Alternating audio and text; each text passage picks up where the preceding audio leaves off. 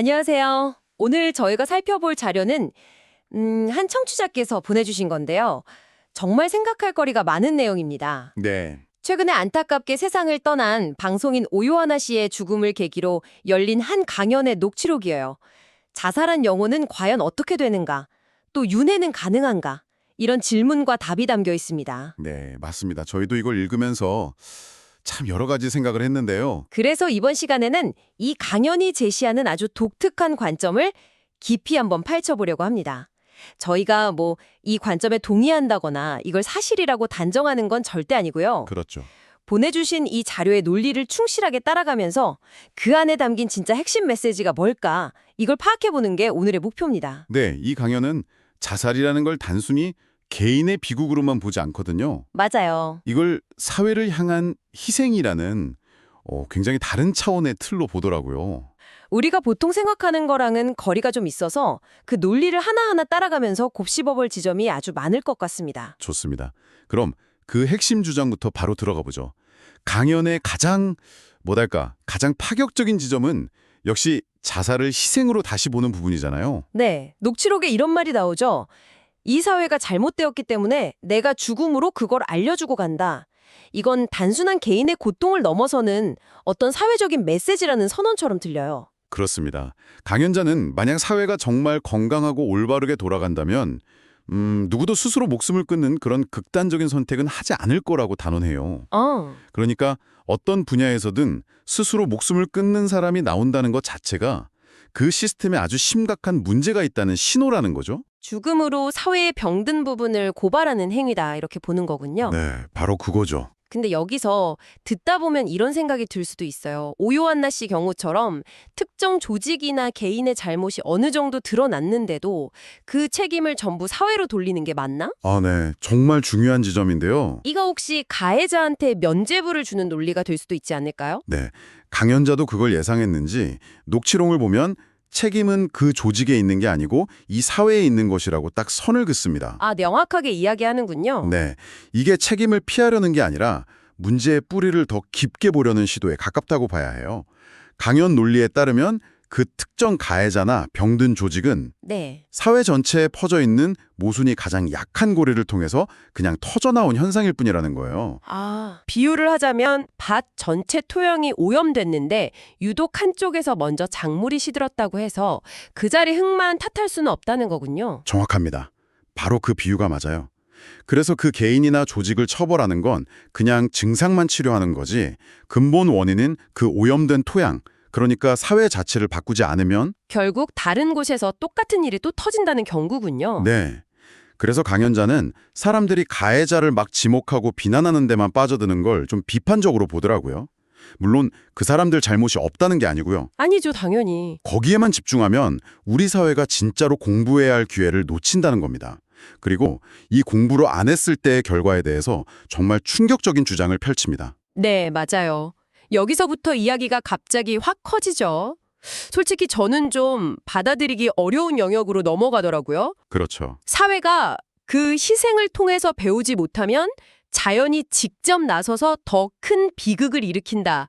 이런 주장이 나오잖아요. 네, 맞습니다. 이걸 자연의 법칙이라고 표현하는데 여기서 자연은 거의 무슨 의지를 가진 존재처럼 그려져요. 그러니까요. 한 명씩 희생자가 나와서 경고를 보내는데도 사회가 안 바뀌고 서로 탓만하면 자연이 안 되겠다 싶어서 비행기 사고나 대형 참사 같은 떼죽음으로 훨씬 더 강력한 충격을 준다는 거예요. 와, 작은 경고를 무시하면 더 큰 벌이 온다는 어떻게 보면 굉장히 무서운 논리네요. 무서운 얘기죠. 아니, 근데 잠시만요. 이건 좀 너무 큰 논리적 비약 아닌가요? 한 개인의 죽음에서 교훈을 못 얻는 거랑 항공기 기체 결함으로 일어나는 사고 사이에 무슨 인과관계가 있다는 건지. 네, 바로 그 지점이 이 강연의 세계관이 일반적인 과학이랑은 다르다는 걸 보여주는 대목이죠. 이건 물질적인 원인 너머에 있는 일종의 영적인 인과율을 이야기하는 것에 가까워요. 강연에서든 사기꾼 비유를 보면 조금 더 이해가 쉬울 수 있습니다. 사기꾼 비유요? 네. 사회에 노력 없이 그냥 한몫 잡으려는 사람이 많아지면 그에 맞춰서 하느님이 사기꾼을 세상에 많이 보낸대요. 균형을 맞추는 거죠. 사람들이 요행을 바라는 마음이 원인이 돼서 그 결과로 사기꾼이 나타난다. 맞습니다. 근데 사람들은 그 사기꾼을 잡아서 벌 주는 데에만 혈안이 되지 정작 그런 사기꾼을 불러들인 자기 마음은 안 돌아본다는 거예요. 그럼 어떻게 되겠어요? 결국 더 교묘하고 더 큰 사기꾼한테 당하게 된다는 거죠. 아, 알겠습니다. 그러니까 사회적 비극의 원인을 특정 가해자한테만 돌리는 건 그 사기꾼 개인만 탓하는 거랑 똑같다. 그렇죠. 우리 사회의 문제점을 돌아보지 않으면 자연히 더 큰 사기꾼, 즉 더 큰 비극을 보내서 우리를 공부시킨다는 논리군요. 네, 바로 그 논리입니다. 모든 현상을 우리 자신을 돌아보게 만드는 공부 과제로 해석하는 거죠. 굉장히 도전적인 관점이네요. 알겠습니다. 그럼 이 거대한 이야기가 결국 처음 질문이었던 그 죽은 영혼의 상태랑은 어떻게 연결이 되는 거죠? 이제 그 핵심으로 들어가 보죠. 강연에서는 자살한 영혼이 정지 상태에 놓인다고 설명합니다. 정지 상태요? 네, 이 정지라는 표현이 아주 중요해요. 말 그대로 죽는 그 순간에 가졌던 마지막 감정이나 생각, 그 집착의 파장 안에 영혼이 그대로 갇혀버린다는 뜻입니다. 시간이 멈춘 필름처럼요. 딱 그렇습니다. 예를 들어 누군가를 사무치게 미워하다 죽으면 영혼이 미워하는 귀신이 되고 극심한 우울감 속에서 죽으면 영혼이 우울한 영혼으로 남는다는 거죠. 아, 그 마지막 순간의 감정이 그 영혼의 영원한 현재가 되어버리는 거군요. 네, 그래서 집착이 가장 중요한 키워드가 됩니다. 그 집착의 중요성을 설명하려고 강연에서 든 치매 환자 예시가 저는 그게 정말 인상 깊었어요. 맞아요.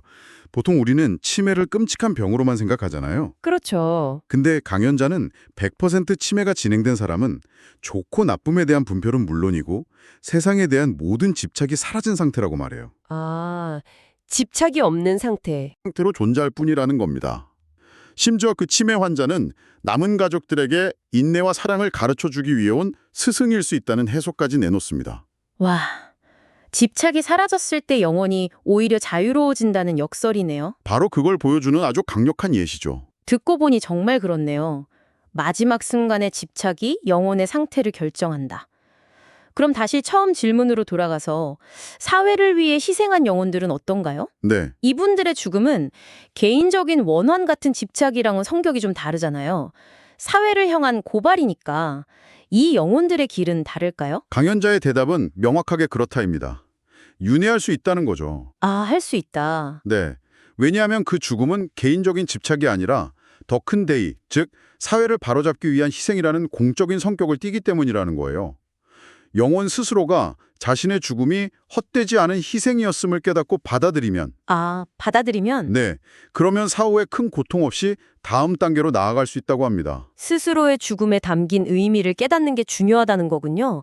그 결과에 대해서도 아주 구체적으로 언급하죠. 네네, 윤회를 아주 빨리 할 수 있고 다음 생에서는 이번 생에서 희생한 가치에 비례하는 더 질량 높은 삶을 살 수 있는 사주를 받아온다고요.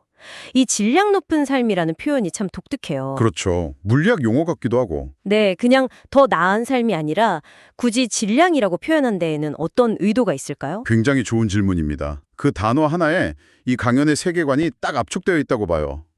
질량이라는 건 객관적인 물리량이잖아요. 그렇죠. 이걸 영적인 영역에 가져왔다는 건 우리의 희생이 그냥 관념이 아니라 우주 안에서 실질적인 무게와 가치를 가지는 에너지로 변환된다는 의미로 해석할 수 있어요. 아, 영혼 질량 보전의 법칙 같은 건가요? 네. 거의 그런 개념입니다. 이번 생의 희생이라는 질량이 다음 생의 좋은 환경이라는 에너지로 치환된다는 거죠. 그래서 더 의미 있고 영향력 있는 삶을 살게 된다는 아주 희망적인 메시지를 담고 있습니다. 희생이 소멸이 아니라 더 높은 차원의 에너지로 변환된다? 정말 독창적인 해석이네요. 근데 여기서 강연은 이 모든 과정의 열쇠를 살아있는 우리에게 넘기잖아요. 네, 맞습니다. 그 부분이 이 강연의 최종 결론이자 가장 중요한 메시지입니다. 남은 자들의 역할이 결정적이라고요. 네, 희생의 보람을 찾아주는 것이 바로 우리 몫이라고 힘주어 말합니다. 아무리 숭고한 희생이라도 남은 사람들이 그 죽음을 외면하고 아무것도 배우지 못하면 그냥 개죽음이 되어버린다는 거예요. 아, 그럼 그 영혼은 자기 희생이 헛되었다는 생각에 괴로워하며 구천을 떠돌 수도 있다는 거죠. 그러니까 우리가 그 죽음의 의미를 곱씹고 사회를 바꾸려는 노력을 하는 것 자체가 떠난 영혼을 위로하고 다음 생으로 나아가게 돕는 가장 실질적인 방법이라는 거군요. 바로 그거죠. 죽은 자의 구원이 산 자의 성철에 달려있다는 아주 깊은 연결고리네요. 네. 그리고 그건 단지 떠난 영혼만을 위한 일이 아니에요. 아까 말했듯이 우리가 공부하지 않으면 자연은 더 큰 비극을 보낸다고 했잖아요. 맞아요. 결국 그 희생의 가치를 찾아주는 우리의 노력이 떠난 영혼을 구원하는 동시에 앞으로 우리 사회에 닥칠 더 큰 비극을 막는 유일한 길이기도 하다는 결론에 이르는 겁니다. 자, 오늘 이야기를 좀 정리해보면 이 강연 녹취록은 한 방송인의 죽음에서 시작해서 자살을 사회적 희생으로 보고 모든 비극을 우리 사회가 성장하기 위한 학습의 기회로 삼아야 한다는 거대한 담론으로 나아갔습니다. 네, 개인의 문제를 사회의 책임으로 전환시키는 관점이 아주 인상적이었죠. 네. 그리고 한 걸음 더 나아가서 한 영혼의 사후 운명조차도 온전히 그 자신에게만 달린 게 아니라 남겨진 우리가 그 죽음에 어떤 의미를 부여하고 뭘 배우냐에 따라 달라질 수 있다는 놀라운 통찰을 던져줍니다. 희생의 가치를 찾아주는 행위가 곧 떠난 이와 남은 우리 모두를 위한 구원의 길이 될 수 있다는 이야기네요. 네, 바로 그겁니다. 이 관점은 우리에게 정말 도전적인 질문을 남기는 것 같아요.